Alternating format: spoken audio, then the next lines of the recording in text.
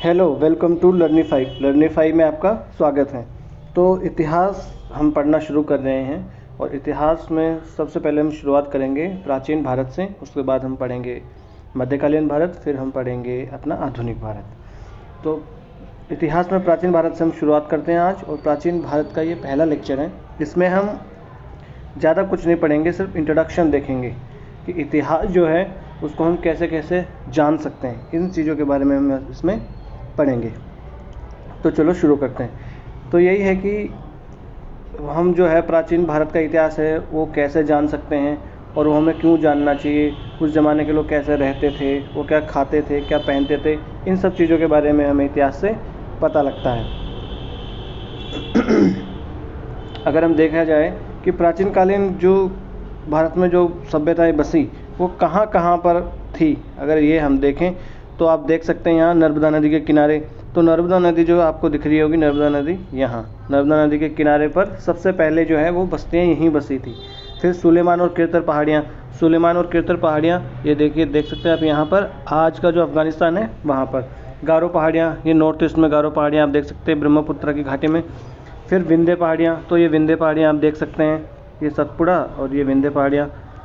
सिंधु और उसके सहायक नदियाँ, तो सिंधु और उसके सहायक नदियाँ ना झेलम, चेनाब, रावी, व्यास, यहाँ पर प्राचीन बस्तियाँ बसी थी। और गंगा और उसकी सहायक नदियाँ, तो गंगा नदी जो है उसकी सहायक नदी जैसे कि सोन नदी हो गई। और यहाँ पर कौन सा था, तो प्राचीन कालीन अगर देखा जाए तो मगध जो था वो यहीं गंगा के किनारे ही हुआ करता था। तो ये हो गया कि वो रहते कहाँ थे। चलो एक बार हम स्क्रीन को कर लेते हैं साफ़।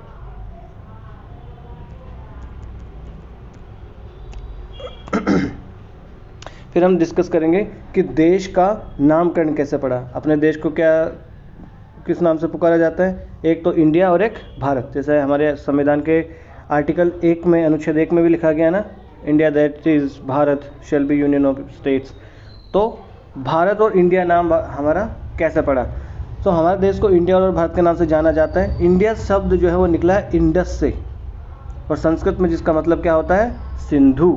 तो इस इंडिया अपना नाम कैसे पड़ा, क्योंकि ईरानी और जो यूनानी लोग जो थे वो सिंधु को क्या किस नाम से पुकारते थे, हिंदोस या इंडोस के नाम से। और इस नदी के पूर्व में जो भी भूमिखंड था उसको इन्होंने क्या कह दिया, इंडिया कह दिया। तो इस प्रकार से अपना नाम क्या पड़ा, इंडिया। और फिर दूसरा अपना नाम है भारत। तो ये सब जानते ही हैं कि भारत का नाम कहाँ से निकला है, भरत से, भरत शब्द से निकला है। और भरत क्या था, उत्तर पश्चिम में रहने वाला एक कबीला था या एक समूह था भरत। और इस भरत का नाम का उल्लेख कहाँ पे मिलता है, ऋग्वेद में भी भरत के नाम का उल्लेख मिलता है। फिर ये हमारे प्रश्न आता है कि हम अपने अतीत के बारे में कैसे जानें। अगर प्राचीन भारत का हमें अध्ययन करना है तो हमें ये भी तो पता होना चाहिए ना कि प्राचीन भारत के अध्ययन जो है हम किस तरीके से कर सकते हैं, कौन कौन से ऐसे स्रोत हैं जिनके आधार पर हम प्राचीन भारत का अध्ययन कर सकते हैं। तो उसमें अगर देखा जाए तो मुख्यतः 2 साधन होते हैं। एक तो होता है अपना पुरातात्विक साधन, पुरातात्विक साधन, और दूसरा होता है साहित्यिक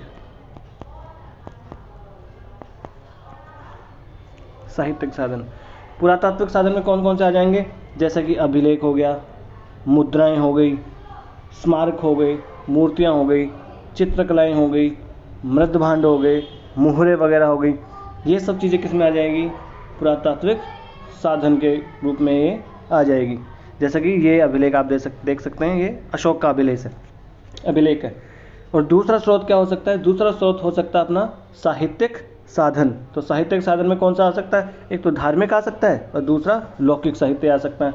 धार्मिक में जैसे ब्राह्मण ग्रंथ हो गया, फिर ब्राह्मणोत्तर ग्रंथ हो गया जिनमें बौद्ध साहित्य, जैन साहित्य ये हो गया, ठीक है जी। और ब्राह्मण ग्रंथ में क्या आ जाएंगे, जैसे वेद, उपनिषद, वेदांग ये आ जाएंगे, रामायण, महाभारत, स्मृतियाँ, ये सब चीज़ें आ जाएंगी। इन सब चीज़ों से हम इतिहास के बारे में जान सकते हैं।